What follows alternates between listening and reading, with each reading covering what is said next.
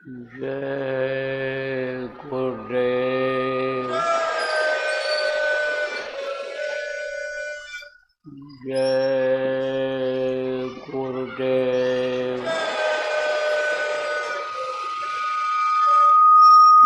जय गुरुदेव। जय गुरुदेव नाम किसका, जय गुरुदेव नाम किसका, प्रभु का पावन नाम, प्रभु का पावन नाम। जय गुरुदेव।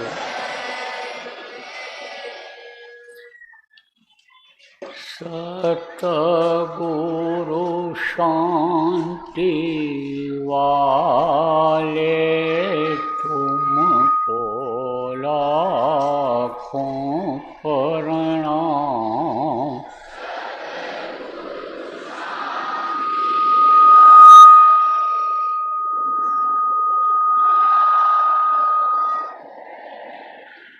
भक्तों के रखवाले तुमको लाखों प्रणाम।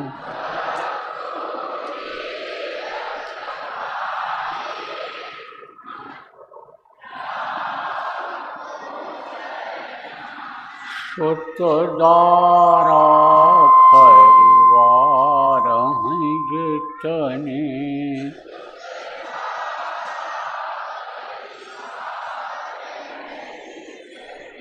सबके प्रेम बतौर हैं सपने।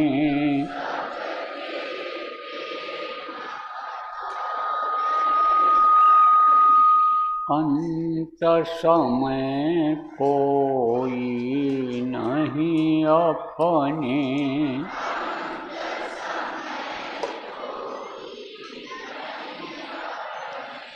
भव पार लगाने वाले तुमको लाखों प्रणाम।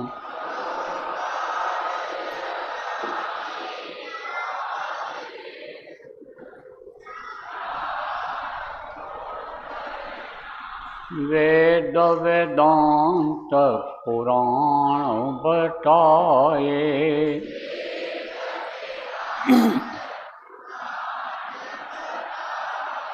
सदाचार सत्संग गाए।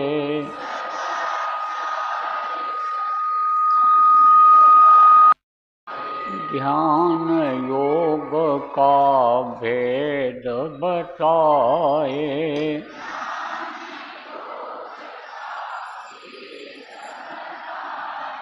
ज्योति जगाने वाले तुमको लाखों प्रणाम।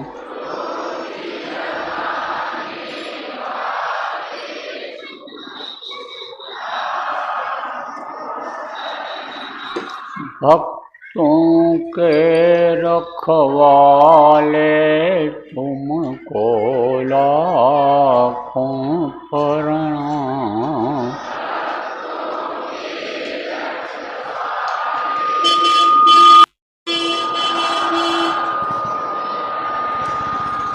भक्तों पर हैं तुम्हारे लोचन,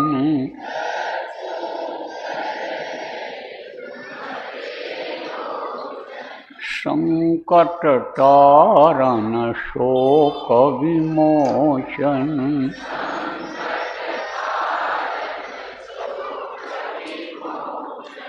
गुरु तुम ही पापों के मोचन,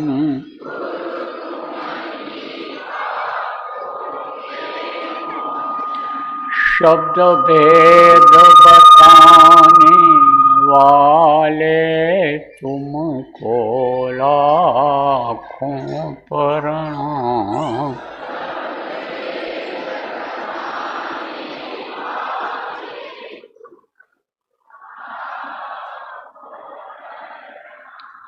भक्तों के रखवाले तुमको लाखों प्रणाम।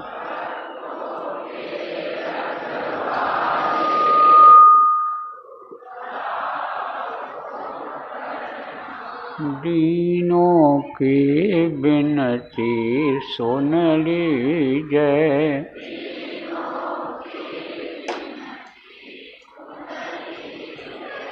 किनकर जानी कर कृपा कीजिए।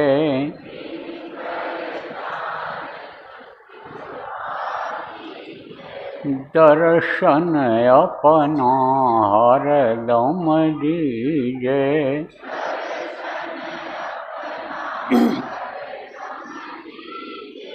यम त्रास मिटाने वाले तुमको लाखों प्रणाम।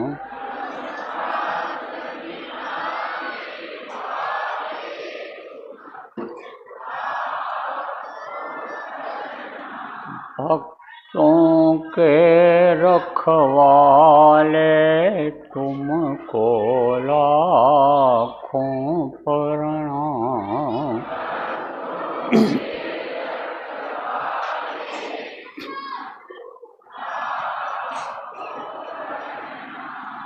तुमको लाखों प्रणाम।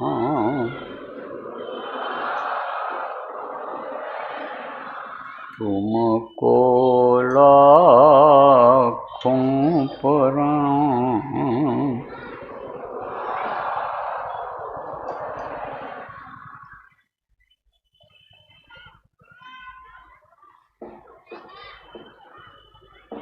जय गुरुदेव।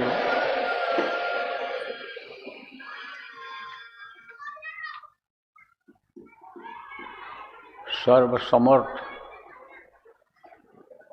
सर्वत्र स्मरणीय दाता दयाल दीनबंधु कृपा निधान परम पूज्य गुरु जी महाराज,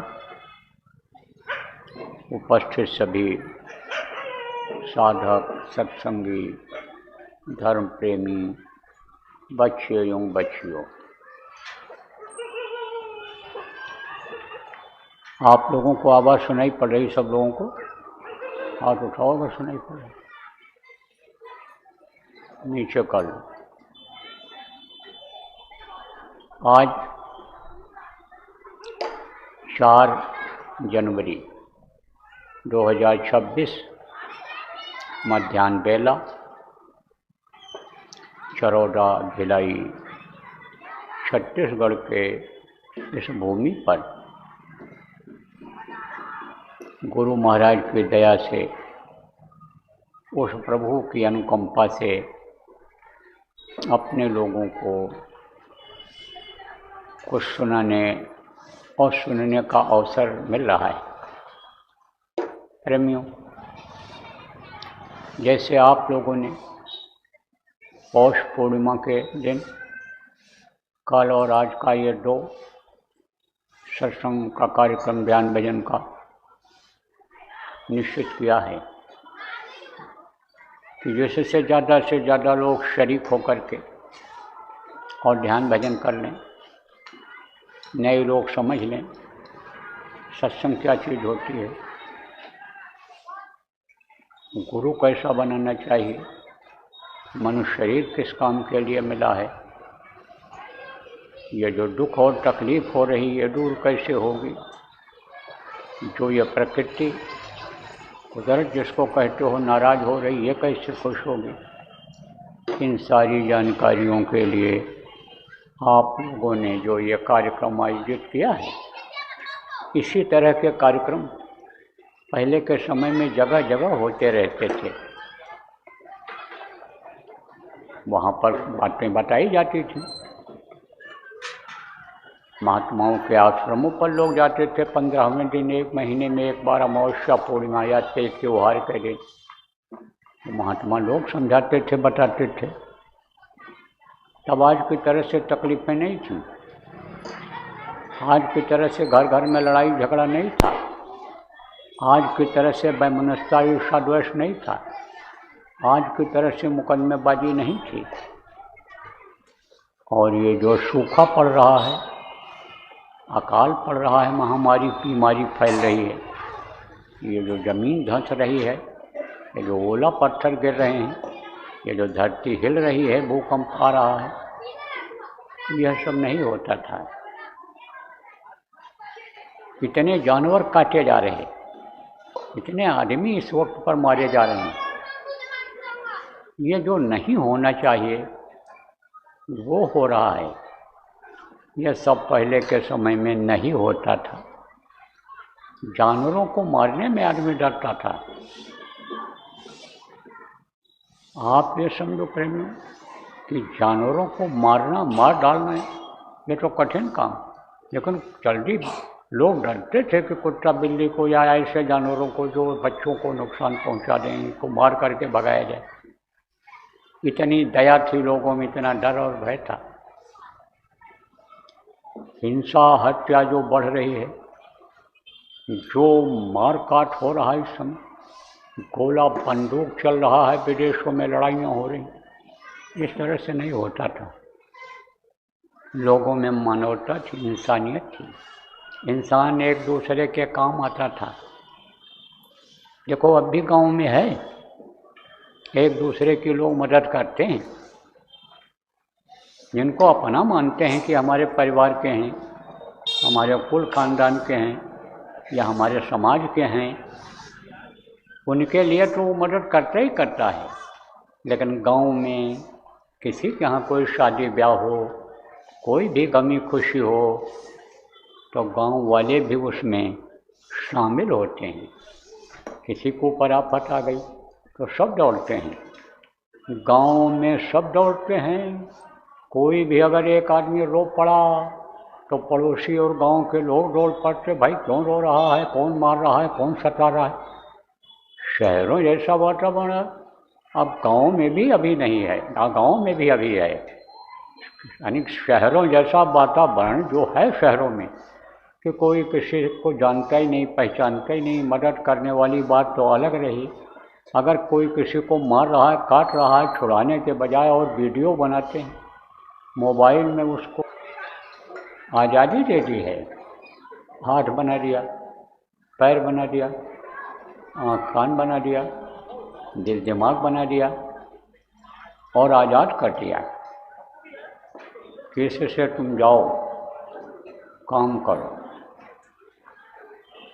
शुरू में तो कहा था, जब ये मनुष्य शरीर माँ के पेट में मांगा था, तकलीफ में जब थे, उल्टे लटके हुए थे, माँ के पेट की आग में जब तपन हो रही थी, मल और मूत्र जिसको कहते हैं, लैट्रिन पेशाब कहते हो, मुँह के सामने था, तब प्रार्थना किया था कि उबारो अब इस कष्ट से, इस काल कोठरी से जहाँ कोई रोशनी नहीं अंदर जलती है, रहती है।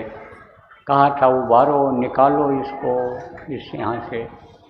तो निकालने से पहले बोला था, एक बार तुमको आज़ादी देता हूँ, जाओ तुम्हारा हाथ पैर आँख कान ठीक से बना देता हूँ, लेकिन जिस लिए तुम मनुष्य शरीर मांग रहे हो वो काम कर लेना। किस लिए मनुष्य शरीर यह मांगा था कि प्रभु आपके चरणों में हम आकर के लिपट जाएं, हम आपके पास आकर के पहुँच जाएंगे, फिर हम इस दुख के संसार में नहीं जाएंगे जहाँ अभी हमको जाना है, हम फिर इस माँ के पेट रूपी नरक में नहीं आएंगे। तो कहा था जाओ वो अपना काम कर लेना। माँ के पेट में जानकारी रहती है, किस बात की जानकारी रहती है कि भाई जब हम किसी जानकार को खोजेंगे, जिनको समर्थ गुरु कहा जाता है, वो भगवान से मिलने का रास्ता बताएंगे, उनके पास तक पहुँचाएंगे, तो जीव कहता है, हर कोई कहता है, सब लोग कह करके आए हो, भूल गए हो उसको।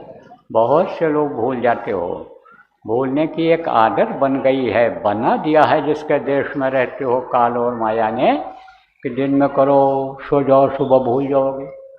रात को कोई गलती बन गई, सोने के बाद फिर वो भूल जाता है। ऐसे ये भूलने की आदत बन गई, वो चीज़ भूल गए जो वादा किया था। यही वादा सत्संगों में याद करने की ज़रूरत है प्रेमियों। वादा जो किया था उसको निभाना चाहिए, उसी को भूल रहे हो।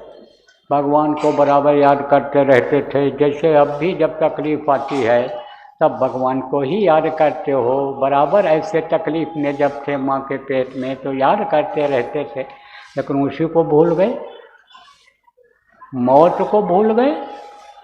अरे मौत तो सबकी आनी है, मौत किसकी नहीं आई भैया? जो मनुष्य शरीर में पैदा हुआ, चाहे मनुष्य शरीर में पैदा हुआ, चाहे जानवर बन कर के आया, चाहे ये पक्षी बन कर के यहाँ पैदा हुआ, खटमल चीलर बनकर पैदा हुआ, सबकी मौत हुई।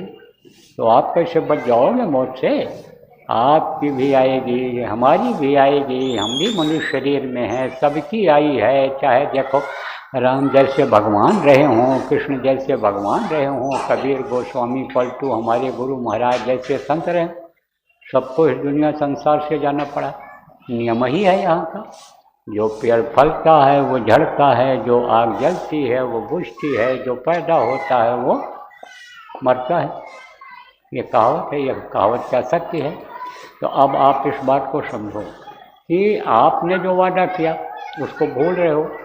उसने तो आज़ाद कर दिया है, हाथ से अच्छा काम करो, बुरा काम करो, जबकि उसने कहा था हाथ से अच्छा काम कर लेना, कमाई कर लेना तुम खाने के लिए, और शादी ब्याह करना संतान की उत्पत्ति के लिए, सृष्टि को चलाने के लिए, उनकी परवरिश कर लेना, और पैर से जा कर के कमाई धंधा कर लेना, और आँख से अच्छा देखना, आँख से अच्छा देखना, कान से अच्छा सुनना, मुँह से मीठी बोली बोलना, कि जिससे लोग वश में हो जाएं।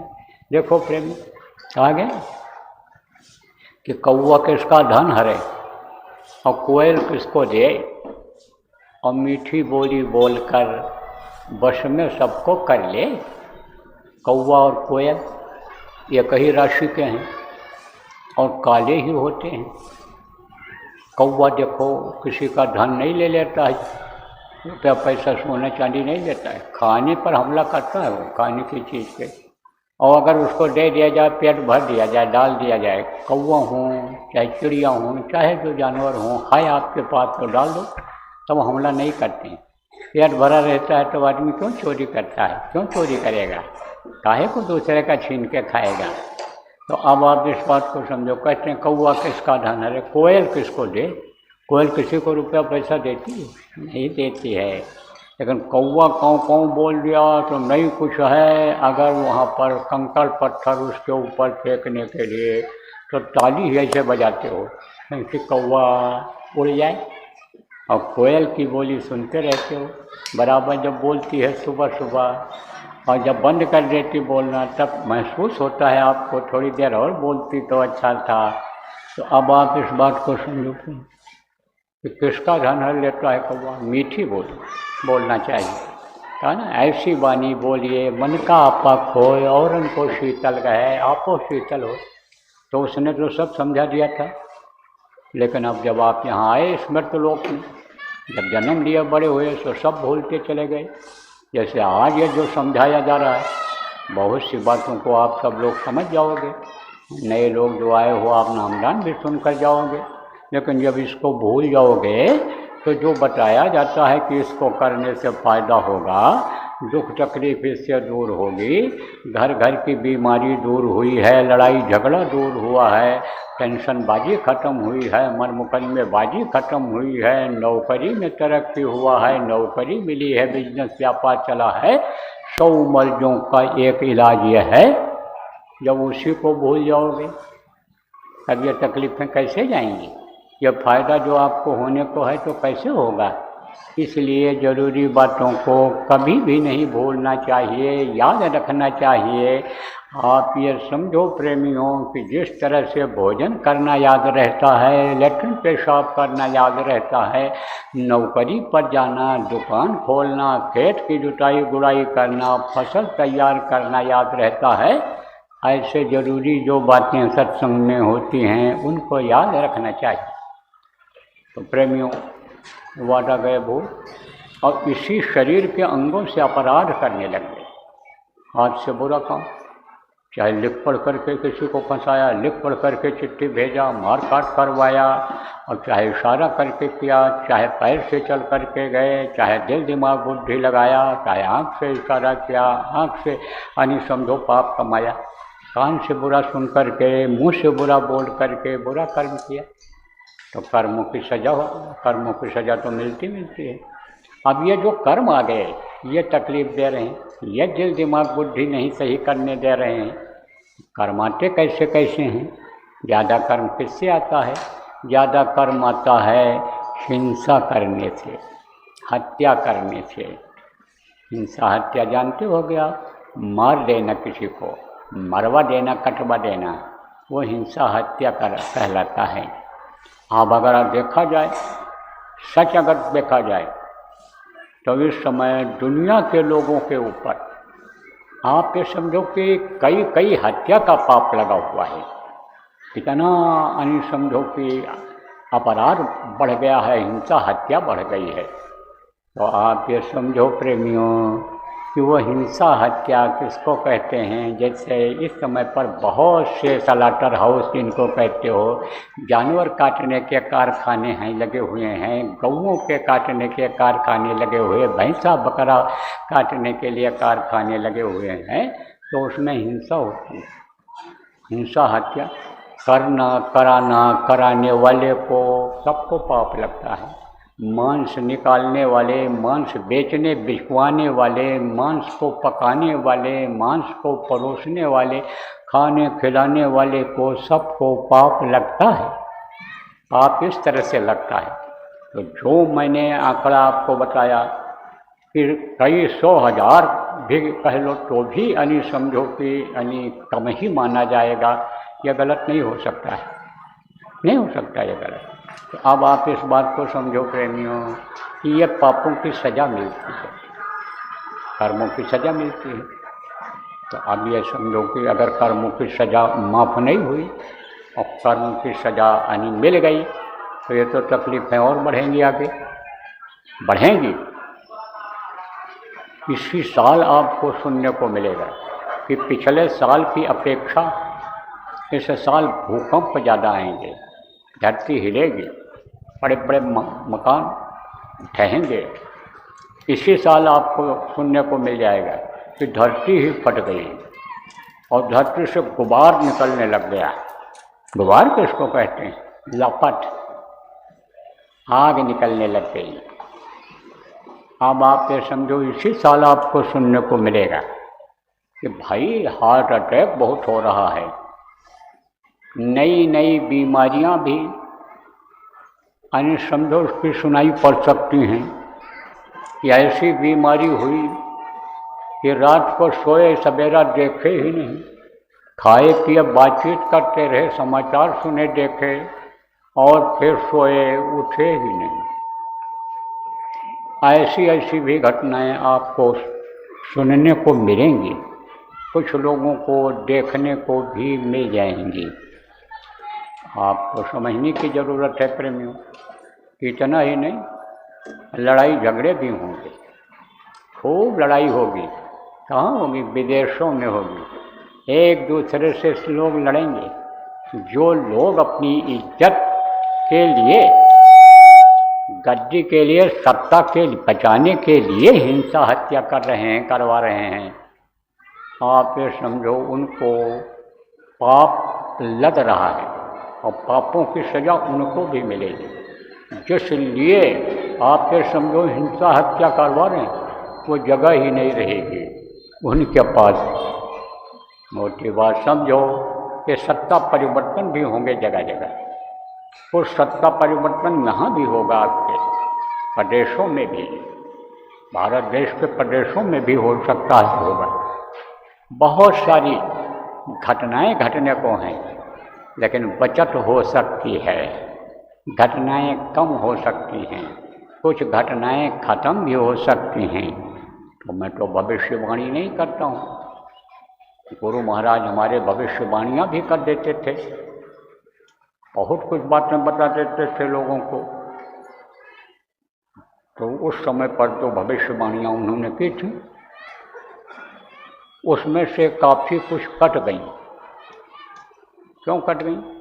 क्योंकि जो उन्होंने लोगों से कहा कि शाकाहारी हो जाओ तुम लोग, जीव हत्या मत करो, जीवों को मत सताओ, बहुत बड़ा पाप है, बिस्मिल्लाहिर्रहमानिर्रहीम, वो मालिक रहमान है, उसी की सब रूहें हैं, जब उनको मारोगे काटोगे उसको तकलीफ़ होगी, फिर वो आपको सज़ा मिल जाएगी, इसलिए उनको मत मारो काटो।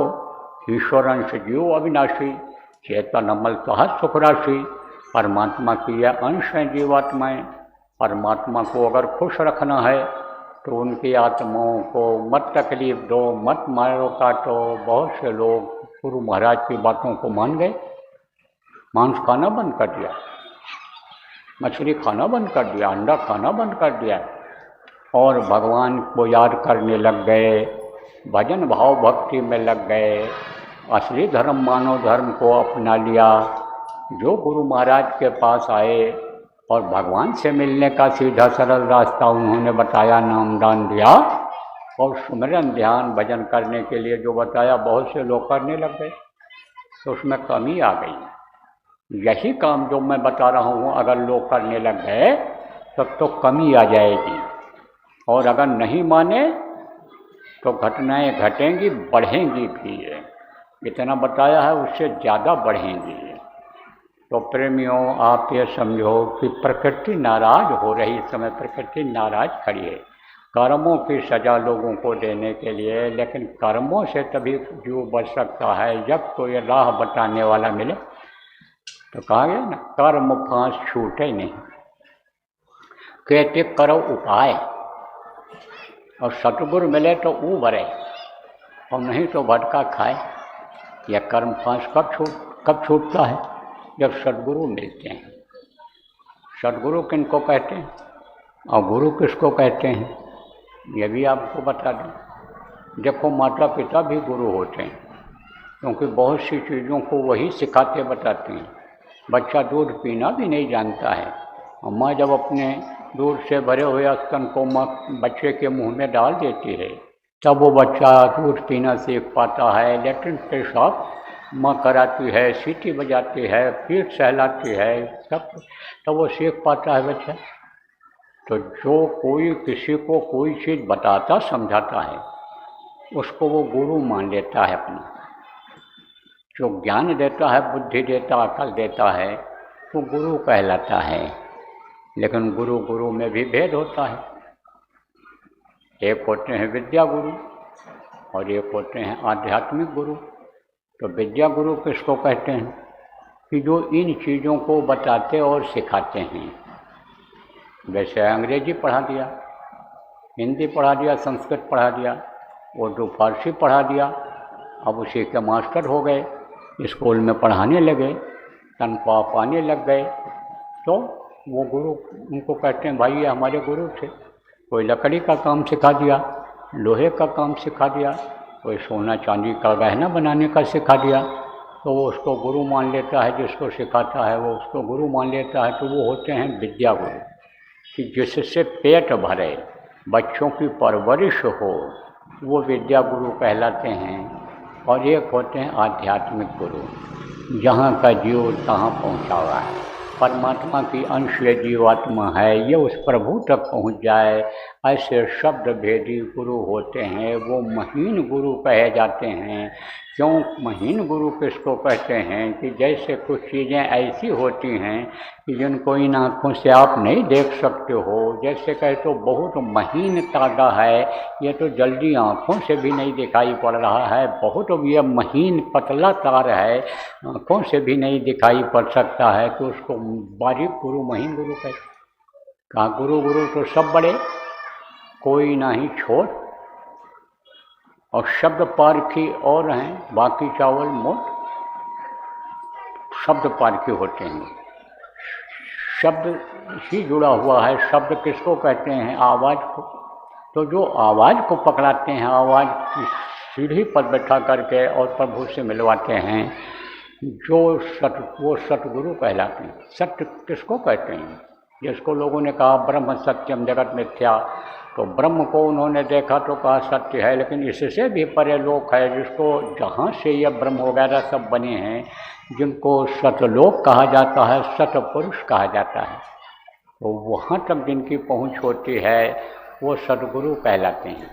तो जब वो मिल जाते हैं तब ये कर्म कटवा देते हैं, कर्मों का भेद बता देते हैं और मनुष्य शरीर पाने का मतलब बता देते हैं, और मनुष्य शरीर में ये जो आत्मा है इसको परमात्मा तक पहुँचाने का भेद बता देते हैं। वो होते हैं संत सतगुरु। तो सतगुरु मिले तब दिया भेद खोल, मानुष जन्म बड़ा अनमोल। जब सतगुरु मिले तब इस मनुष्य शरीर के बारे में बताए, नहीं तो अब भी देखो बहुत से लोग तो यही सोच लिए हैं कि कमाओ और खाओ, लेट्रिन पेशाब करो, बाल बच्चे पैदा करो, उनको पढ़ाओ लिखाओ, उनको काम धंधा सिखाओ, काम धंधे में लगाओ, यही करते हैं। बहुत से लोग यही करते हैं। आपके यहीं चरौदा के पास में मजदूरों की बस्ती है, वो तो यही निशाना बना लिए, बस यही खाली खाओ, रोटी अपना कमा लो और बच्चों की देख रेख कर लो, उनका यही निशाना बन गया। अब इस निशाने में अपराध ज़्यादा भी कर डालते हैं बहुत से लोग। जैसे अपराध की प्रवृत्ति होती है, आदत बन जाती है अपराध करने की, चोरी करने की, कत्ल करने की, यानी समझो व्यभिचार करने की, कैसे भी पैसा आ जाए मार करके ले आओ, काट करके ले आओ, दिल दुखा करके ले आओ, कोई भी पैसा दे दे, इनको मार दो, काट दो, इनका कत्ल कर दो, उनका तो वही निशाना बन जाता है। तो उनके ऊपर तो महापाप लगता है, उनका तो उद्धार कभी हो ही नहीं सकता है। तो यही निशाना नहीं बनाने की ज़रूरत है। आप ये समझो ये निशाना बनाने की ज़रूरत है। सदगुरु जो होते हैं, संत होते हैं, पूरे होते हैं, यही सिखाते हैं कि भाई यही तुम्हारा काम नहीं है, ये तुम्हारा मानव मंदिर है। जितने भी आए देखो मनुष्य शरीर को मंदिर ही बताए हैं, चाहे संत रहे हों, महात्मा रहे हों, चाहे फकीर रहे। फकीरों ने इसको जिस्मानी मस्जिद कहा, ईसा मसीह ने टेम्पल ऑफ लिविंग गॉड कहा। ये भगवान के निवास का मंदिर है मनुष्य शरीर, इसी में भगवान मिलता है। आज तक जिसको मिला इसी मनुष्य शरीर में मिला। मनुष्य शरीर छोड़ करके कोई कहीं भी चला जाए भगवान मिलने वाला नहीं है। किसी भी जगह चला जाए, स्वर्ग में चला जाए, वैकुंठ में चला जाए, लेकिन परमात्मा का दर्शन नहीं हो सकता। होगा तो मनुष्य शरीर में ही होगा। इसीलिए तो देवता लोग भी तरसते रहते हैं, मांगते रहते हैं, नर समान नहीं कौनो देही, जीव चराचर जाचते ही। जितने भी चराचर के जीव हैं सब इस मनुष्य शरीर को उस प्रभु से मांगते रहते हैं। तो देखो कि मनुष्य शरीर जो मिला है ये दोबारा फिर मिलने वाला नहीं है। आप एक बात तो समझ लो कि एक बार जैसे लॉटरी किसी की खुल जाए, ऐसे लॉटरी खुल गई जैसे देखो लाखों लोग टिकट लेते हैं और उसमें आप समझो एक की खुल जाती है। ऐसे ही यानी समझो कि माँ के पेट में कीड़े मकोड़ों के भी यानी बच्चे रहते हैं, और ये गाय बैल भैंस के भी बच्चे, गाय भैंस और बकरी के भी बच्चे रहते हैं, लेकिन सबको तो मनुष्य शरीर मिलता नहीं मिलता। मनुष्य शरीर मिलता किसको है कि जो माँ के पेट में आ जाता है, 84 लाख योनियों में से भटक करके जब गाय बैल की योनि के बाद या मनुष्य शरीर में आप यानी पैदा होता है, माँ के पेट में आ जाता है, वो उसको मिला ये मनुष्य शरीर। तो दोबारा फिर जल्दी मिलने वाला नहीं है। इसलिए ये बेशकीमती चीज़ है। अब अगर चेतोगे नहीं, जानोगे, इसके बारे में समझोगे नहीं, तो रात गंवाया सोए कर और दिवस गंवाया खाए, और हीरा जन्म अनमोल मिला, कौड़ी बदले जाए, ये कौड़ी बदले चला जाएगा। कितने अमावस्या और पूर्णिमा देखो आप लोगों के जीवन में से बहुत से लोगों के निकल गए, कितने तीज त्योहार निकल गए, कितने सन बदल गए। आप ये समझो 20 साल 25 साल की उम्र वालों के देखो कितने निकल गए। ऐसे ये 25 भी निकल गया, आपका 26 लग गया, और देखते देखते ये 26 में निकल जाएगा। इसी तरह से देखते जैसे ये ज़िंदगी ख़त्म हो जाएगी। जैसे आसमान में तारे देखते देखते छिप जाते हैं, पानी बरसता है, बुलबुले निकलते हैं, देखते देखते बुलबुले ख़त्म हो जाते हैं, ऐसे ही मानव की ज़िंदगी ये ख़त्म हो जाएगी। जल बिनसय जय तन बिनसय जैसे जल ओरा, और जग जग जग जम जाल करत है जोरा। महात्माओं ने समझाया, तरह तरह से समझाया कि किसी भी तरह से जीवों के समझ में आ जाए। जैसे ओला पत्थर गिरता है, ठोस रहता है, सफ़ेद रहता है देखने में, लेकिन देखते देखते बस घुल जाता है, पानी बन जाता है। और पानी ऐसे देखते रहो तो कीचड़ बन जाएगा, थोड़ी देर बाद कीचड़ भी सूख जाता है। ऐसे ये ज़िंदगी ख़त्म हो जाएगी। इसलिए जब तक उम्र बची है तब तक अपना काम करो। अपना काम क्या है, कर ले निज का। जवानी में जो कहा गया, अपना काम यही है कि कमाओ खाओ, बच्चों को खिलाओ, मेहनत और ईमानदारी से कमाओ कि जिससे बरकत मिल जाए। थोड़ा भी कमाओ तो उसमें पूरा पड़ जाए। जैसे बहुत से लोग बहुत कमाते हैं, इस समय पर पूरा नहीं पड़ता है, बरकत नहीं मिलती है, हाय हत्या लगी रहती। ये सब चीज़ें ख़त्म हो जाए। ये सब काम करो, आप मेहनत ईमानदारी से करो, कमाई करो, सारा काम आप करो। बच्चा पैदा करने का भी काम करो, माता पिता हैं उनकी सेवा करो, लेकिन 24 घंटा इसी में मत लगे रहो, नहीं तो ये समय निकल जाएगा। इसमें से कुछ काम समय निकालो। किसके लिए निकालो? आत्मा के कल्याण के लिए, मुक्ति और मोक्ष के लिए। अब मुक्ति और मोक्ष तो कहते हो जाता है, कहाँ हो? बहुत से लोग कहते कहाँ मुक्ति मोक्ष होता है? जहाँ मुक्ति धाम लिखा रहता है। मुक्ति धाम कहाँ लिखा रहता है? शमशान घाट पर। तो शरीर की मुक्ति तो वहाँ हो जाती है। मुक्ति माने क्या होता है? जहाँ से वापस न लाना हो। मुर्दा कोई ले जाता है, वापस नहीं लाता है, जला के ही आता है, चाहे 2 दिन लग जाए। तो शरीर की मुक्ति तो हो जाती है, लेकिन आत्मा ये जो शरीर को चलाती है, जो हाथ पैर हिलाती है, जो बुलवाती है, जो दिल दिमाग में ताकत भरे हुए है कि जैसे उपाय बताएगा तो कौन बताता है? संत बताते हैं। हमेशा इस धरती पर रहें। यहाँ गोस्वामी जी महाराज ने कहा कि कलयुग योग यज्ञ नहीं ज्ञाना, एक आधार नाम गुण गाना। उन्होंने कहा कलयुग में योग यज्ञ जब तक कुछ काम नहीं कर सकता है, इसमें नहीं है। ये तो पहले की पूजा उपासना है कि जब लोगों की उम्र ज़्यादा होती थी, पहले के युगों में उम्र ज़्यादा होती थी। सतयुग में 1 लाख वर्ष की उम्र लोगों की होती थी, त्रेता में 10,000 वर्ष, द्वापर में 1000 वर्ष, और कलयुग में 100 वर्ष बताई गई। वो भी नहीं पूरा हो पाता है। हाँ, 100 वर्ष बहुत मुश्किल से आदमी जिंदा रह पाता है। तो कहा यह पहले की है। कलयुग केवल नाम आधारा, और सुमिर सुमिर नर रह पा रहा।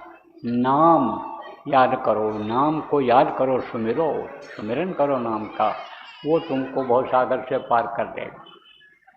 भवसागर किसको कहते हैं? जहाँ हंसते हो, रोते हो, जहाँ पर ये खाते हो, रोज खाते हो, रोज लेटिन पेशाब करने जाते हो, रोज का काम उसी में फंसे हुए हो, निकल नहीं पा रहे हो, यही भवसागर।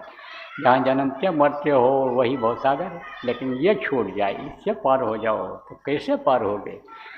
नाम लेत भव सिंधु सुखं, सुजन विचार कर नाम लेते भवसागर सुख है। वो नाम मिलेगा कहाँ? नाम रहा संतन आधीन, संत बिना कोई नाम न चेना। मगर संतों के नाम की पहचान नहीं हो सकती। और संत हमेशा इस धरती पर रहते हैं, और जब जाने लगते हैं तो वो किसी न किसी को अपना अधिकार दे करके जाते हैं। वो काम फिर वो लोग करने लगते हैं। तो ये हमारे गुरु महाराज, ये जिनकी तस्वीर लगी हुई है आपके सामने, इन्होंने बहुत से लोगों को नाम दिया, नामदान जिसको कहा जाता है। और इन्होंने सब बताया नाम जपने के लिए, प्रभु का ध्यान लगाने के लिए। उनकी आवाज़, जिसको सुनने वालों ने कहा अनहद वेदवाणी, आकाशवाणी है, गुरुवाणी है, गैबी आवाज़ है, साउंड है, वो उनका सुनने का बताया सब तरीका बहुत से लोगों। अब उनकी बातों को जिन्होंने मान लिया, और जो करने लग गए उनका तो सब काम बन गया। बहुत से लोगों को पार कर दिया गुरु महाराज ने, नामदान भी दिया, यानी रास्ता भी बताया, रास्ते पर चलाया, हम मंजिल तक जहाँ जाना था वहाँ तक पहुँचा भी दिया। और जब जाने को हुआ इस दुनिया संसार से, उसके पहले ही मुझ न चीज़ को हुक्म देकर गए कि ये नामदान देंगे, पुरानों की संभाल करेंगे, नए को नाम बताएंगे, नामदान देंगे। तो वो काम अब मैं कर रहा हूँ। तो आप लोग जो नए लोग आए हो, आपको नामदान दिया जाएगा। जो पुराने लोग हो, आप अगर भूल गए हो तो आप याद कर लो। पुराने लोग भी हैं कि जो नाम को याद नहीं कर पाए हैं, भूल गए हैं। गांव के सीधे साधे लोग, ये जो महिलाएं गांव की हैं, ये भी नहीं समझ पाती हैं। कुछ भाषा भी मतलब ऐसी है, इनकी गांव की भाषा में अगर बोला जाए, छत्तीसगढ़ी में बोला जाए तो ये समझ पाएंगे। तो आप लोग जो हिंदी समझ लेते हो, गांव की छत्तीसगढ़ की भाषा भी जानते हो, चाहे आप आदमी हो चाहे औरत हो, तो आप उनको समझा दो। ये बहुत बड़ा पुण्य का काम है, बहुत बड़ा धर्म का काम है। देखो प्रेमियों, कहते हैं कि भाई भोजन कराना, दुख को दूर कर देना, वस्त्र नहीं है तो कपड़ा नहीं है तो उसको दे देना, यह पुण्य का काम होता है। तो जैसे भोजन कराना पुण्य का काम होता है, ऐसे ये जो शरीर को चलाने वाली आत्मा है, यह भूखी है, इसको शब्द का आहार, शब्द का भोजन मिला नहीं। जब आप उनको समझा दोगे और भोजन जीवात्मा को उनके मिलने लगेगा, तो वो जीवात्मा आशीर्वाद देगी। उससे आपके बहुत से काम हल हो जाएंगे, उससे आपकी तकलीफ़ों में आराम मिल जाएगा, उससे आपको भजन में बरकत मिल जाएगी।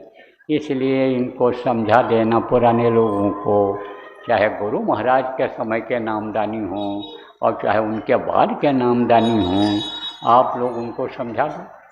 सुमिरन करना बता देना, ध्यान करना बता देना, भजन करना बता देना, अपने साथ कराना भी।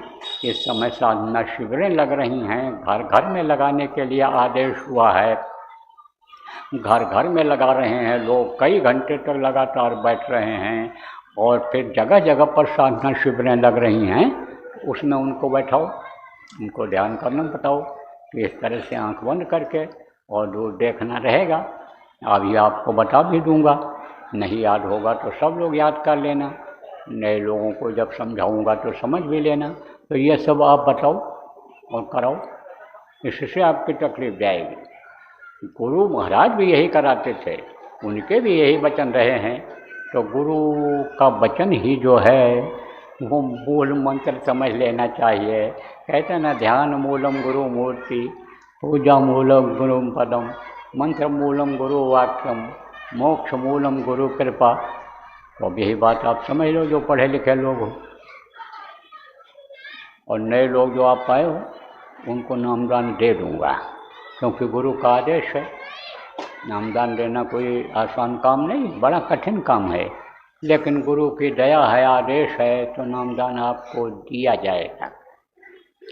तो देखो प्रेमी, 5 नाम आपको बताऊंगा, और इनका रूप बताऊंगा, इनका स्थान बताऊंगा, इनकी आवाज़ बताऊंगा। जिसका नाम होता है उसका रूप होता है, और रूप मानिए चेहरा। जैसे आपका नाम है और आपका रूप है, चेहरा है, और आप कहीं रहते हो, आपका स्थान है, और आपके मुंह से आवाज़ निकलती है, वो आवाज़ है। ऐसे ये 5 धनी हैं, इनका नाम है, इनका रूप है, इनका स्थान है, इनकी है आवाज़। तो वो मैं अभी आपको बताऊंगा, रटाऊंगा, याद कराऊंगा। जितना भी आप याद कर सकते हो उतना याद कर लेना। जो न याद हो पावे उसका लिखा हुआ कागज पर्चा यहीं पर अभी आपको मिल जाएगा। भीड़ ज़्यादा है, पर्चा देने वाले मान लो कम हो, तो आप पुराने लोगों से पूछ करके लिख लेना, और लिख करके याद कर लेना। और जब याद हो जाए तब कागज़ को फाड़ करके कहीं सुनसान जगह पर फेंक देना, बताना मत किसी को। अगर आप बता दोगे तो उसका कोई फ़ायदा नहीं होगा। और अगर ये नाराज हो गए तो कोई नुकसान हो जाए तो नुकसान का काम मत करना। अब जब आप पढ़े लिखे लोग बैठे हो, बुद्धिजीवी लोग, इस बात का तर्क कर सकते हो कि भाई बाबा बताएंगे हमारे ही जैसे मनुष्य शरीर में हैं, महाराज जिनको लोग कहते ये बताएंगे, तो वो बताएंगे तो क्यों नहीं, और हम क्यों न बताएं। देखो, जिसको अधिकार होता है, पावर होता है, उसके मुंह से सुनना एक बार जरूरी होता है। उसी में ताकत होती है, उन्हीं की वाणी में ताकत होती है। जैसे आपके यहाँ दफ्तर होंगे, चाहे छोटा दफ्तर हो, बड़ा दफ्तर हो, ऑफिस जिसको कहते हो, तो ऑफिस में कर्मचारी रहते हैं, एक साहब रहता है, उसके चपरासी बाबू सब लोग रहते हैं। अब आप किसी दफ्तर में चले जाओ ऑफिस में, अब किसी कर्मचारी से कहो कि साहब को थप्पड़ मारो, तो मारेगा? नहीं मारेगा। और अधिकारी ने अगर कह दिया कि इसको थप्पड़ मारो, तो पड़ेगा चटाचट गाल के ऊपर। जो बात आपने कही वही बात अधिकारी ने भी कहा, आपके कहने से किसी ने थप्पड़ नहीं मारा और उस अधिकारी के कहने पर थप्पड़ पड़ने लग गया, तो आवाज़ में ताकत थी कि नहीं थी वाणी में?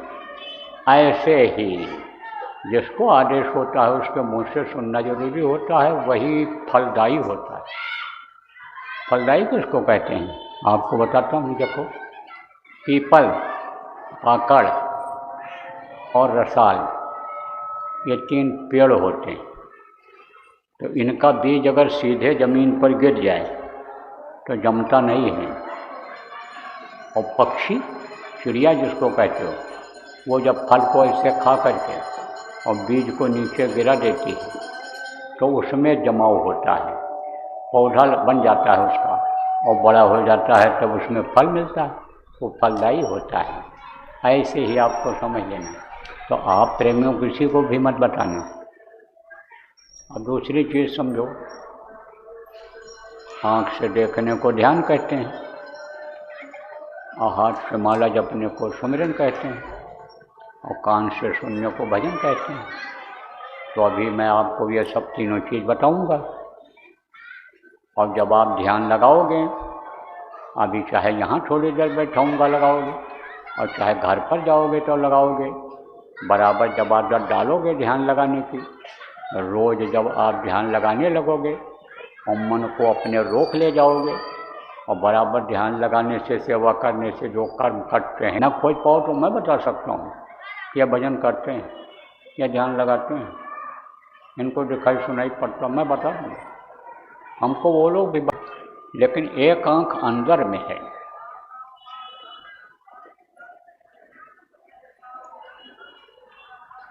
अंदर में कहाँ है? जहाँ जीवात्मा बैठी है। जीवात्मा कहाँ बैठी है? इस शरीर को चलाने वाली जो शक्ति है, ताकत है, ईश्वर अंश जीवात्मा, वो यहाँ बैठी हुई, सबसे ऊपर बैठी हुई है। और दिखाई कहाँ से पड़ती है? यहाँ से। आँखी मध्य पाखी चमके, पाखी मध्य द्वारा ते द्वारे दूरबीन लगावे, उतरे बहुजल पारा, यहाँ पर है। यहाँ पर एक आँख उसमें है। किसमें? जीवात्मा। उससे क्या दिखाई पड़ता है? ऊपरी लोगों की चीज़ें दिखाई पड़ती, क्योंकि वहाँ रोशनी ही रोशनी, अंधेरा नहीं है। और इतनी तेज रोशनी है कि हजारों हजार सूरज जैसी रोशनी है, लाखों सूरज जैसी रोशनी, करोड़ों सूरज जैसी रोशनी। तो उनको ये आँखें देख पाएंगी? एक सूरज की रोशनी में से आप सूरज को नहीं देख सकते हो, तो हजार सूरज की रोशनी को इन आँखों से कैसे देख पाओगे? तो उसको कौन देखता है? अंदर की आँख देखती है। तो एक आँख अंदर में है, जीवात्मा में। 2 कान ये बाहर, इससे बाहर की आवाज़ सुनाई पड़ती। और अंदर में एक कान है, उससे जिसको अनहित वेदवाणी कहते हैं, आकाशवाणी कहते हैं, वो सुनाई पड़ता है। वहाँ की रचना अलग है, वहाँ भी आवाज़ बहुत तेज होती है, उसको आप नहीं बर्दाश्त कर सकते हो, कान का पर्दा फट जाए। अभी बहुत से लोगों का कान जब खुल जाता है, आँख न मूंदो, कान न मूंदो, हंस कंठ निहारो, बगैर कान बंद किए हुए ही आवाज़ आती रहती है, वो भी जाते हैं सुनते सुनते वो। हालांकि वो तेज़ आवाज़ नहीं सुनाई पड़ती, उतना तेज़ नहीं सुनाई पड़ता शुरू में। तेज़ आवाज़ एकदम अगर सुनाई पड़ जाए, पागल हो जाए आदमी, डर जाए। तो आपको समझना चाहिए प्रेमी कि एक कान अंदर जीवात्मा में, उससे ऊपरी लोगों की आवाज़ें सुनाई पड़ती हैं। और 3 नाक है, एक सुराख के दाहिनी तरफ है और एक के बाईं तरफ है। यही मुख्य चीज़ है इस शरीर में। यही अगर आप बंद कर लो, ऐसा मुंह में हाथ लगा लो और नाक बंद कर लो, दोनों सुराख, तो राम नाम सत्य बोलने लग जाएं अभी सब लोग। अभी ये कहने लग जाएं, ले जाओ जल्दी इनको, जलाओ नहीं तो मिट्टी खराब हो जाएगी। इसी शरीर को मिट्टी कहने लगते हैं। जब जीवात्मा निकल जाती है, आदमी मर जाता है, तो यही शरीर को चलाता है। शरीर चलता कैसे है, इसके अंदर बहुत सिस्टम है, बड़ी मशीनरी है। जैसा मोटर गाड़ी चलाते हो आप, मोटर कार चलाते हो, तो बाहर से देखने में तो लोहे लंगा दिखाई पड़ता है, अंदर उसको मशीनें होती हैं, तार होता है, पुर्जे होते हैं। ऐसे शरीर के अंदर में पुर्जे हैं, और ऐसे ऐसे पुर्जे हैं कि जो आँख से इनसे दिखाई नहीं पड़ता है। बहुत बारीक बारीक यानी नसें हैं, लाखों की संख्या में ये नसें हैं। 72,000 तो नाड़ियाँ हैं इस शरीर में, 8 तरह के 10 तरह के प्राण हैं, 10 तरह के। अब आप ये समझो कि यह सब कैसे चलता है। यह सब श्वासों से ही चलता है। और श्वास में क्या होता है, हवा से हवा ली जाती है। श्वास किसको कहते हैं? ऐसे खींचते हो तो कहते हो श्वास खींचा, ऐसे निकालते हो तो कहते हो श्वास निकाल दिया। ये तो यह श्वास से चलता है। तो यह दोनों अपने आप काम करते रहते हैं। यह नाक अपने आप काम करते रहते हैं। चाहे आप नहाओ धो, लेट्रिन पेशाब करो, कुछ भी करो, ये अपना काम बंद नहीं करते हैं। ये बराबर अपने काम में लगे रहते हैं और ये बदलते रहते हैं। एक नाक की सुराख से एक बार में अच्छी हवा जाती है, उसी समय दूसरे नाक के सुराख से गर्म हवा, गंदी हवा निकलती है। तो ये 2 नाक बाहर की तरफ, इससे खुशबू और बदबू दोनों मिलता है। और अंदर की जो नाक है, उससे केवल खुशबू ही खुशबू मिलती है, क्योंकि ऊपरी लोकों में खुशबू ही खुशबू है। वहाँ गंदगी नाम की कोई चीज़ नहीं है। कोई झाड़ू लगाता ही दिखाई नहीं पड़ेगा, नाली साफ करता नहीं दिखाई पड़ता, कोई सेप्टिक टैंक वहाँ है ही नहीं, क्योंकि वहाँ का भोजन अलग है। ये दाल भात वहाँ कोई थोड़ा खाता है। ये आपके अन्य आलू दम और ये जो दाल में बनाते हो, वहाँ कोई थोड़ा बनाता है। ये दाल में चावल वहाँ कोई थोड़ा बनाता है, न इसको खाता है न इसको निकालता है। जैसे रात को खाते हो और सुबह जाते हो निकाल आते हो मल के रूप में, ये सब मलमूत्र वहाँ है ही नहीं। तो वो बस खुशबू ही खुशबू है, सुगंधी ही सुगंधी है। तो वो नाक सुगंधी लेती है, अंदर की नाक। तो 3 आँख 3 कान 3 नाक, 3 आँख 3 कान 3 नाक, 3 आँख 3 कान 3 नाक। सुमिरन ध्यान भजन 3 चीज, 5 नाम 5 रूप 5 स्थान 5 क्रियावार, यह मैंने आपको बताया। अब आपको दूंगा नामदान। इसके लिए न आपको घर छोड़ना है, न जमीन जायदाद छोड़नी है, न बाल बच्चों को छोड़ना, और रहो गृहस्थ आश्रम में ही। गृहस्थ धर्म का पूरा पालन करो, लेकिन फंसो नहीं इसमें कि 24 घंटा जैसे इस समय फंसे हुए हो, इसी में फंसे रहो। आप कम से कम 3 घंटा का समय 24 घंटे में से जरूर निकालो। एक साथ नहीं, भगवान के नाम का सुमिरन करने के लिए, ध्यान लगाने के लिए, भजन करने के लिए। ये अभी आपको बताऊंगा और समझाऊंगा। जितना आप समझ पाना समझ लेना, नहीं तो फिर ये सत्संगी जो पुराने हैं नामदानी, वो आप सब लोगों को समझा देंगे, बता देंगे। प्रेमियों समझा देना, बता देना, करा देना, इनको सिखा देना। तो आप लोगों को ये बता दिया कि छोड़ना कुछ नहीं है, न जाति छोड़ो, न बिरादरी छोड़ो। शादी ब्याह जहाँ करते हो वहीं करो, जो काम करते हो मेहनत ईमानदारी से करो, खाली मत बैठो बच्चों। कोई काम सीख करके धंधा कर लो, नौकरी मिल जाए जहाँ कर लो, अच्छी मिल जाए उसमें चले जाओ। सब बताता हूँ, समय पर बच्चे बच्चियां बड़े हो जाएं, शादी ब्याह आप समय से कर दो, मुंडन चिंतन जो भी करते कराते हो सब करो। बहुत से लोग हमसे नाम रखवाते हैं, हमसे मुंडन कराते हैं, ये सब अब नहीं हो सकता है, इस उम्र में नहीं हो सकता है, भारी संख्या में ये नहीं हो सकता। ये सब अब आप अपने हिसाब से कर लो।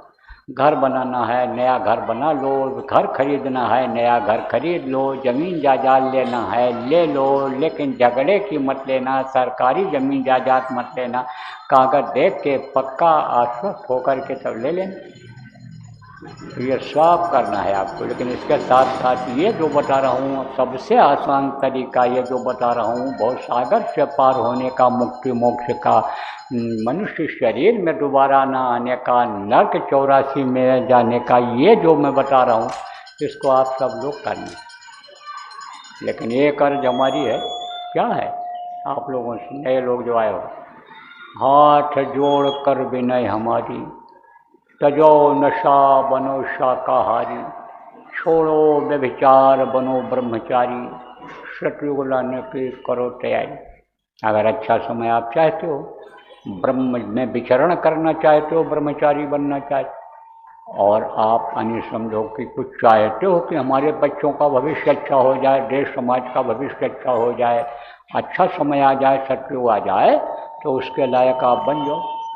आप मांस मत खाना, मछली मत खाना, अंडा मत खाना, शराब या शराब जैसे तेज नशे का सेवन मत करना, दूसरे औरत के साथ बुरा कर्म मत करना, बच्चियों दूसरे पुरुष के साथ आप बुरा कर्म मत करना। और इन चीज़ों को जिनको मैं मना कर रहा हूँ इनको खाना पीना मत। बाकी तो आज़ादी है, आपको कितना खा लो, हजम कर सको 2 किलो चावल खा लो, आप 4 रोटी जगह 40 रोटी खा लो, हजम कर पाओ तो कोई मना कर रहा है? नहीं। तो अब आपको दूंगा नामदान, बैठो ऐसे जैसे हम बैठे बैठो, आदर के साथ सम्मान के साथ ले लो। जो जो नाम बोलूँगा बोलना, मैं बोलना बंद कर दूंगा तो आप भी बोलना बंद कर देना। अब आप लोग अपना अपना रिकॉर्डर, अगर मोबाइल में ये रिकॉर्डर में टेप कर रहे हो तो इन नामों को आप रिकॉर्ड करके किसी को मत, और नए लोगों को लिखकर भी मत देना, नए लोगों को बताना भी मत, पेपरों में छाप मत देना। ये आप बताओगे जैसा मैंने बताया तो आपका नुकसान हो सकता है, इसलिए आप किसी को मत बताना। दूसरा आपको बताया कि जो आपको कुछ दिखाई सुनाई पड़े अंदर में उसको नहीं बताना। तो बैठो, मारो पलटी, खोल कान खोल दो, आँख और कान खोल दीजिए। इसको कहते हैं भजन। इसी तरह से भजन बराबर करते रहना। तो देखो इस कार्यक्रम का होगा समापन, एक प्रार्थना मैं बोलूँगा, आप सब लोग दोहराना, और उसके बाद ये कार्यक्रम संपन्न हो जाएगा। तो पहले प्रार्थना बोलूँगा और उसके बाद जय गुरुदेव नाम की ध्वनि बोलूँगा। देखो प्रेमी, जो नए लोग आए हो समझ लो, ये जय गुरुदेव नाम ये हमारे गुरु महाराज के द्वारा जगाया हुआ नाम है। नाम कैसे जगाया जाता है? आप लोग कहाँ से जुड़े हो? उस परमात्मा शक्ति से जुड़े हुए हो। कैसे जुड़े हो? बहुत पतले तार के द्वारा। वही तार कट जाता है तब मौत हो जाती है। ऐसे ही जब महापुरुष आते हैं और किसी नाम को उनको जगाना होता है तो उस शक्ति से जोड़ देते हैं, तो वो पावर उस नाम में आ जाता है। यह समय समय की बात होती है। जैसे राम भगवान 12 कला लेकर आए थे तो उन्होंने जहाँ से आए थे उस शक्ति से उन्होंने राम नाम को जोड़ा, तो उस समय पर राम नाम में ही शक्ति थी। राम राम बोलने से फ़ायदा होता था। पत्थर पर राम राम लिख करके समुद्र में डाला गया था, सारे पत्थर तैरने लगे थे। जब कृष्ण भगवान 16 कला लेकर के आए तब उन्होंने ब्रह्म शक्ति से जोड़ा कृष्ण नाम को, तो कृष्ण कृष्ण पुकारने से इन लोगों की रक्षा हुई, द्रौपदी की रक्षा हुई, ग्राह को उबारा। इसी तरह से कलयुग में जब कबीर साहब आए तो उन्होंने उस परम शक्ति से साहब नाम को जोड़ा। सत्य साहब नाम उन्होंने कहा जो सत्य है, जो कभी भी समझो झूठा नहीं हो सकता है, जो अजन्मा है, जो जन्म नहीं लेता है, जो सबका पिता है। साहब को उन्होंने कहा वो सबका पिता है, वो बेटा किसी का हो ही नहीं सकता। साहब सबका बाप है, बेटा काहू का नाय, और बेटा होकर जो जन्मे सो तो साहब नाय। बाकी ये जो नाम रहे, जो मुँह से लेने वाले नाम रहे हैं, ये सब जगाए हुए नाम हैं। ये जो जन्म लेते हैं माँ के पेट में पल करके, वो लोग नाम को रखते हैं। तो कहा कि ये जो सत है, सत साहब का नाम है, तो उसमें शक्ति आ गई थी, तो सत साहब नाम चला। फिर वाहे गुरु नाम नानक जी ने जगाया। जब गुरु का जलवा अंतर में देखा तो अपने आप बोल पड़े, वाहे गुरु वाहे गुरु वाहे गुरु। अरे मेरे गुरु, क्या जलवा अंदर में है, क्या पावर आपका है, उसमें ताकत आ गई। फिर राधा स्वामी नाम उन्होंने जगाया। क्यों जगाया? का कबीर धारा आगम की, और सदगुरु दई बताए, और उलटता है सुमिरन करे स्वामी संग मिलाए। तो स्वामी सूरत माने ये जीवात्मा, या स्वामी के संग मिल जाती है। अगर इधर से ध्यान हटा करके और उधर उसकी तरफ लगा दिया जाए तो राधा माने सूरत और स्वामी माने मालिक। तो राधा स्वामी नाम उन्होंने बताया, कहा इसमें शक्ति है, उसमें शक्ति रही चली। तब उसके बाद हमारे गुरु महाराज जी आए, तो इन्होंने गुरु नाम में शक्ति देखा कि ये तो सतयुग त्रेता द्वापर सब में गुरु नाम रहा है, तो जो हमेशा रहता है वो जयमान होता है। उन्होंने इसलिए लगाया, जा माने जयमान, या माने जो हमेशा रहा है रहेगा, और देव माने देने वाला। सम्राट गुरु जो होते हैं देते ही हैं, और लेने वाला जब तैयार हो जाता है, पात्र वैसा बन जाता है, तो देने में कोई चीज़ की हार नहीं मानते हैं। तो जय गुरुदेव नाम ये इस वक्त पर गुरु महाराज का हमारे जगाया हुआ नाम है। जब वो मौजूद थे, इस धरती पर थे, तब तो इस नाम में शक्ति थी ही थी, लेकिन अब भी इसमें है। बीमारी, तकलीफ, मुसीबत में बहुत लोगों को फ़ायदा हुआ। विश्वास के साथ जो लोग मुसीबत में, तकलीफ में जय गुरुदेव नाम को बोलते हैं, उनको फ़ायदा हो जाता, जान माल की बचत हो जाती है। और जय गुरुदेव नाम की ध्वनि जो लोग सुबह शाम बोलते हैं, पूरे परिवार को इकट्ठा करके, उनके घर की तकलीफ़ें धीरे धीरे जा रही हैं। आप लोग भी बोल सकते हो, बुलवा सकते हो। मैं प्रार्थना बोलूँगा और उसके बाद में फिर नाम ध्वनि बोलूँगा, दोहरा लेना, बस यह कार्यक्रम समाप्त हो जाएगा। आप लोगों ने प्रेमियों बहुत मेहनत किया, 3 दिन के समय में ये सब व्यवस्था आपने बना दिया, इतने लोगों को खबर दे दिया। अब हमको ये विश्वास हो गया कि छत्तीसगढ़ के लोगों को, बहादुरों को 5 दिन का भी समय हो जाए तो इससे कहीं बड़ा कार्यक्रम करा सकते हैं। हिम्मत होनी चाहिए। जब हिम्मत होती है अच्छे काम के लिए और आगे बढ़ता है, तो वो मालिक भी मदद करता है। और दिल अगर छोटा करके आगे बढ़ता है तो वो आगे नहीं बढ़ पाता है। तो आप ये समझो, इसलिए हमेशा यही भाव रखो, यही दिल में रखो। अब रही बात यह कि इधर का कार्यक्रम तो हो गया, अब एक कार्यक्रम उधर के लिए यानी चाहते हैं लोग। कहाँ चाहते हैं? उधर आपके उत्तरी छत्तीसगढ़ में, उस तरफ के जो जिला हैं, चांपा, बिलासपुर, रायगढ़, आपके अंबिकापुर, उधर उस तरफ का कोरबा, शक्ति, जो ये सब जिला हैं, तो उधर आप चाहते हैं। तो अभी हमारे पास 2 तरह की खबर आई कि लोग चाहते हैं एक जगह पर हो जाए, सब लोग पूरा मेहनत करेंगे। कुछ लोग कह रहे हैं कि अलग अलग मिल जाए तो हम अपने यहाँ व्यवस्था करेंगे। तो एक बार फिर बैठक कर लो आप लोग, जो भी उधर के जिम्मेदार लोग आए हो। अभी आप भोजन प्रसाद ग्रहण नहीं किए होगे अभी शायद, तो कुछ भोजन प्रसाद जो बना हो यहाँ ले लो और उसके बाद बैठक करो। और अभी हम हैं यहाँ, ज़रूरत पड़ेगी तो शाम तक रुक जाएंगे। तो हमको आप बताओ, तो उस तरह आपको सलाह मैं भी दे दूँ कि भाई इस तरह के कार्यक्रम आप कर सकते हो। मैं भी समय निकालूँगा, मेरे पास थोड़ा समय है, क्योंकि मुझे तो फिर उधर अभी जो पहले का दिया हुआ जो कार्यक्रम है वो हमारा यानी समझो की तैयारी वो लोग भी शुरू कर दिए हैं। वो खजुराहो में तैयारी कर रहे हैं, खजुराहो में कार्यक्रम करना है मुझे, तो मेरे पास थोड़ा है समय, तो मैं बीच में कर सकता हूँ। तो आप लोग जिनको यानी ये मालूम है कि भाई हाँ, संक्रांति तक 14 तारीख तक जब तक इसका समापन न हो जाए तब तक साधना शिविर, ये जो खंडित साधना शिविर है, इसको लगाना है। वो लोग तो आप लगवाओ, और जिनको अभी तक नहीं मालूम हो पाया है और आज आए हो आप सत्संग में, आपके नज़दीक जहाँ साधना शिविर लगेगी वहाँ चले जाना, या पुराने लोगों से पूछ लेना कि भाई घर में हम कैसे साधना अन्य अखंड साधना लगा सकते हैं, कैसे कर सकते हैं, तो ये सब आपको बता देंगे। तो ये मुहूर्त जब ख़त्म हो जाएगा तब 3 दिन का ये जय गुरुदेव नाम का अखंड नाम धुनी चलेगी, उसकी तारीख आपको मिल जाएगी।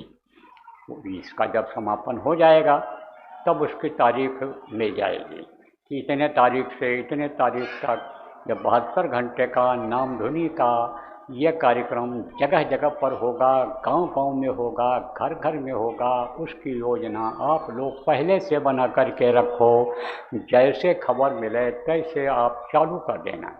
उसका प्रचार पहले से ही करके रखो कि भाई नाम धुनी बोलना रहेगा, उसके लिए कैसे कैसे क्या व्यवस्था करनी रहेगी, उसके लिए भी आप शिविर लगा सकते हो, अपने घरों में कर सकते हो, सब बता दिया जाएगा जब घोषणा की जाएगी तब। और वो जब हो जाएगा तब ये जो अखंड साधना शिविर है ये लगेगी, सब आपको मालूम हो जाएगा समय समय पर। जब खबर लेते देते रहोगे अपनी, जब जिम्मेदारों से संपर्क रखोगे तब आपको खबर लग जाएगी। तो बोलो जय गुरुदेव।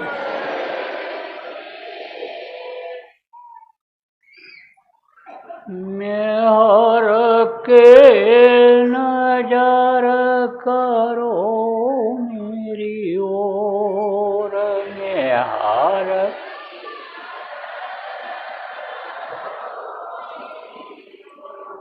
दया के नजर करो मेरी ओर।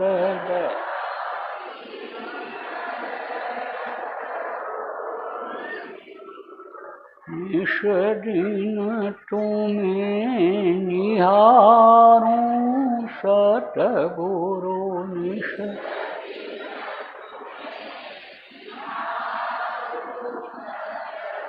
जैसे चंद्र चकोर